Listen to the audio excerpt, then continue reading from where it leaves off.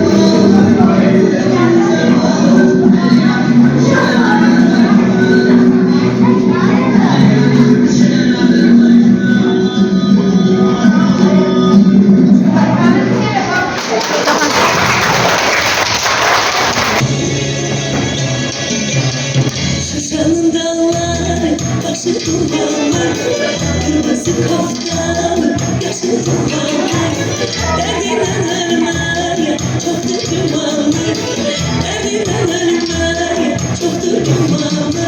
Ay biz bu ne aşkız, bu ne temin, ömrede derdine, olur bir, danışmasam da bari gül.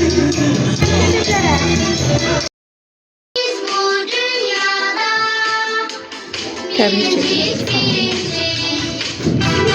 ata anamız Tebrik ederim. biz bu dünyada Tebrik ederim. biricik Tebrik ederim. Sağlık illeri bir ah nezer Tebrik güzel. ederim. Uşaklık illeri Tebrik ederim. ömrümüze benzeştik.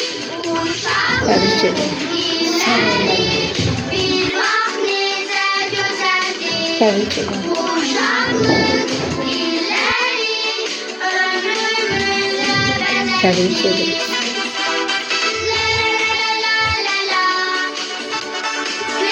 Tebrik ederim.